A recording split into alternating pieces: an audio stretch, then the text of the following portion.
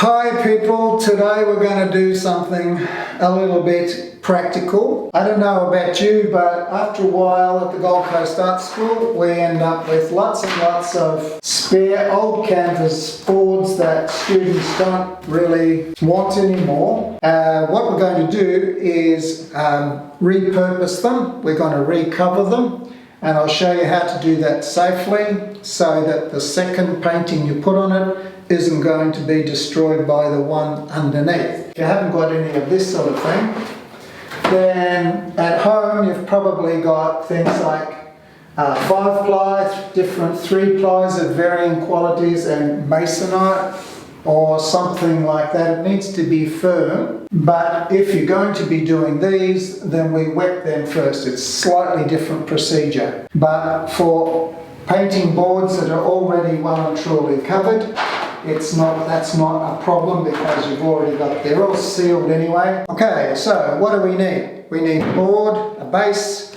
we need fabric, and I'll talk to you about more fabrics.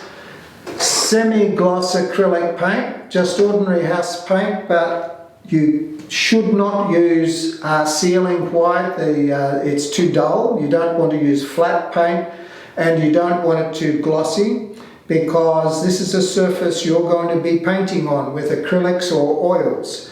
If it's too shiny, it's not going to stick. You also need a tray or just a bucket will do, because we're going to soak the fabric first, and probably a good idea, we don't want it too wet, so we put a towel down there just to take the excess off.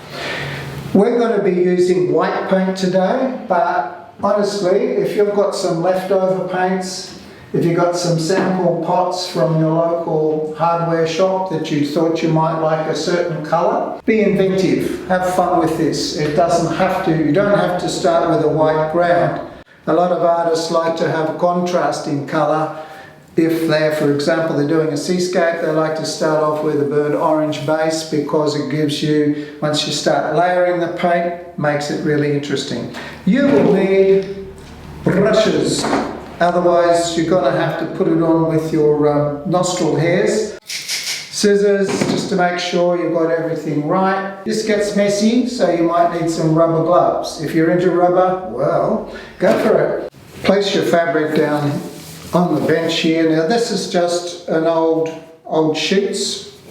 You can use any sort of fabric you like. I'll talk to you later about the sorts of fabrics you can use. There's quite a variety. Just approximate shape, and just cut out enough for this job.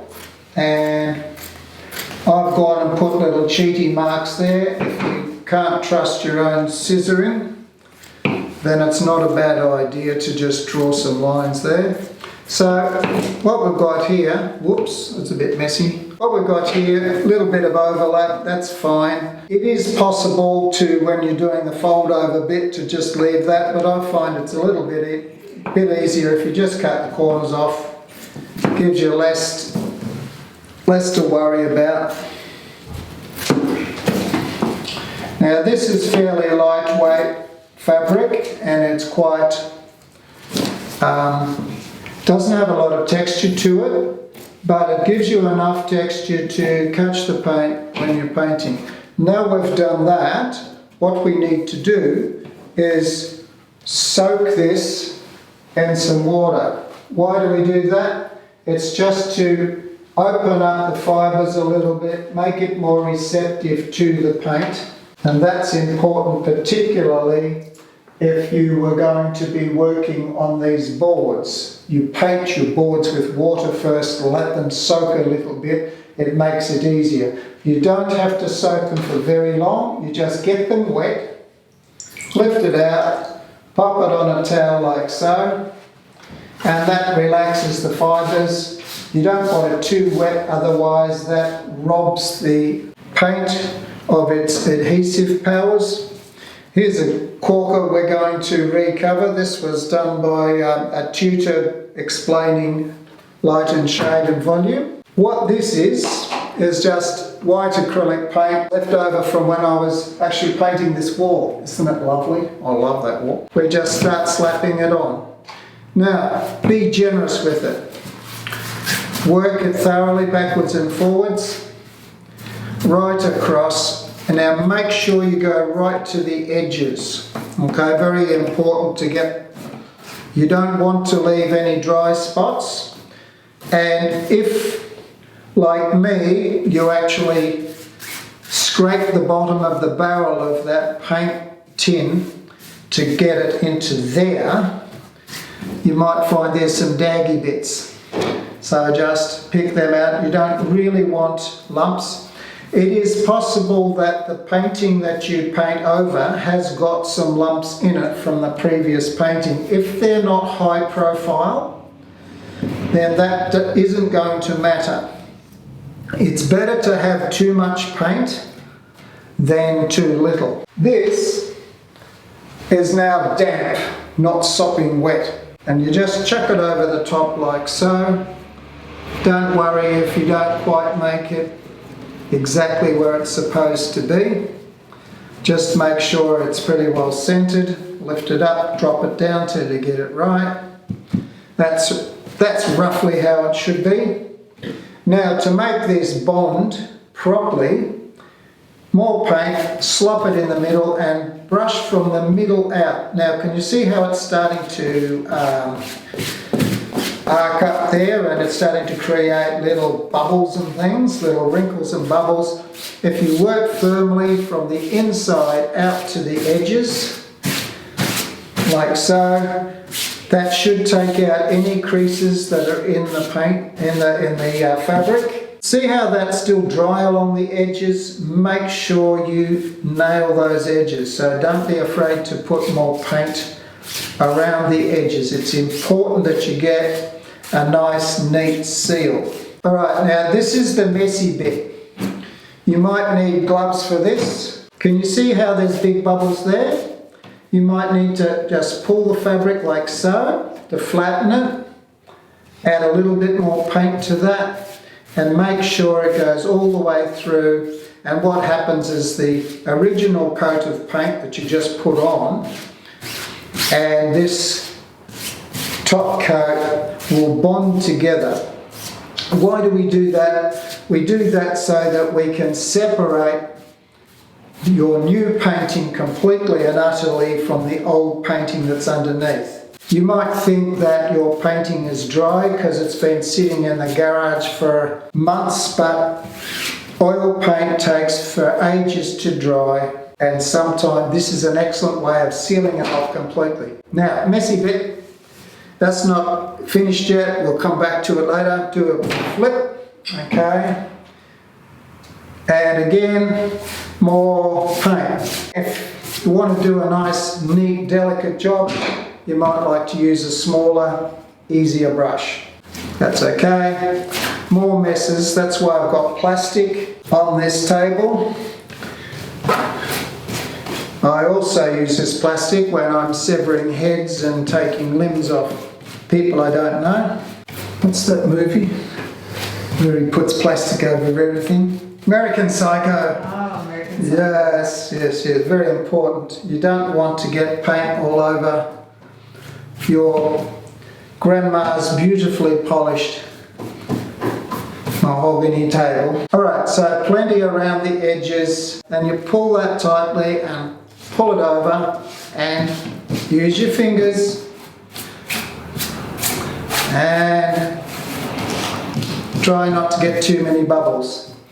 Now I didn't do a very good job of centering that, did I? But I've got enough, it's enough to work with. You can do a much better job than me. If there's a bit of a dag there, you just add more paint. Paint works like glue. Acrylic resin is one of the strongest glues we have. And although it's just being used to put pigment together, it actually sticks anything to anything if you like, if you want to. And that's one of the reasons you don't want to use a sealing white, because there's not so much acrylic resin in that stuff. It's more pigment, and you can see that it's not so shiny. Acrylic resin is shiny. I've done an appalling job on that corner. Do you see that? Good, don't look. Now, because this is the back of the painting, and unless you're one of those grossly avant-garde painters that like to show the back of the painting and not the front, that will probably do. When you lift it off, look at that mess. That's all right. Now what we have to do is just brush that out again. Make sure there are no bubbles. Okay. Push that out to the edges. You'll find that the fabric is really quite pliable, easy to manipulate. Now you might find there's little ridges developed from the texture of the ground that you're painting with. It's now becoming the ground of your next painting. So what you do is you just like to give it a little bit of a cross hatch, so if there's any texture there, you can always use that to help when you resurface it with your brand new masterpiece. All right, so there we have it. Here's one that already is done. When that's dry, you have to give it another coat. If you find that you've got a bubble, just keep an eye on it. If it's bubbling, then just shove more paint on it, push the paint through the surface and push it down onto the board, and it should be all right. If you are repurposing another painting, and with these, nice smooth surface, not a lot of paint on them, you won't have a problem if you use a fabric that's got a little medium tooth to it. There's no limit to the kind of fabrics that you put on this. But if, for example, you want to resurface something that's really crunchy like that, see how much paint is stuck to that? You sort of have to use a very textured fabric that will override this fabric, this surface. So all you need to do is just make sure you scrape as much off as you can. I don't have time to show you, but you can sand that back or just use a palette knife. Most paint, this is an old painting, it's been here for a long time. Oil paint is basically pigment in dirt held together with vegetable oil, so it's not that hard to remove if you need to. So I had a painting at home, at farm, which is very textured. It was a seascape, so I resurfaced it using good old burlap or hessian. This is what we were doing. That's nice and smooth. That's just sheets. It doesn't have to be a white. I used a creamy white sheet, which was very easy. But for this, I just used an old pillowcase that was a beautiful shade of orange red until my lonely tears drained it of a lot of its pigment. So see how easily that this acrylic paint will absorb and cover that. There's no difference. So it really doesn't matter about the colours that you use, and it can be patterned. It doesn't matter either. Now, talking about patterns, this was somebody's linen shirt I stole off the line next door, and I put it down there, and that, if you look closely, has a really nice linen-y texture to it. If you want to get creative, here's an example of actually using a textured fabric that has already got patterning on it. Now, it looks very pretty like that. Once you bury it in paint, it's stuck very firmly, but you still have that texture and that pattern, which you can use in the design of the painting that you choose to use to paint over the top. Does that make sense?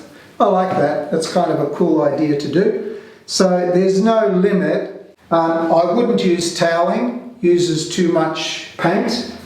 The other thing is, don't necessarily limit yourself to boards. If you've got some board, I had this out the back, and I just ran a jigsaw around it, put a pot lid on top and went around it, and made myself a round one. You might find yourself an interesting oval frame or a circular frame in a $2 shop. Just measure it up, cut out the board to suit. And that was just surfaced with normal bed sheet material. When you're finished, make sure your brushes don't stay out in the open air because this is acrylic, it goes off quickly. Put them in a bucket and let them soak, and then you can wash them later. Okay, so thank you very much for watching, everybody. My name's Jess, I'm the camera person. This is my dad Stephen, of course, and we're going to be doing more videos, so please feel free to send us your suggestions for videos. Any queries on techniques, what have you. If you're watching this on YouTube, then please subscribe. If you're watching this on Facebook, then please follow along and give it a like. And we look forward to catching you in whatever our next video might be. Indeed. Very exciting. Watch this space. Thank you. Bye.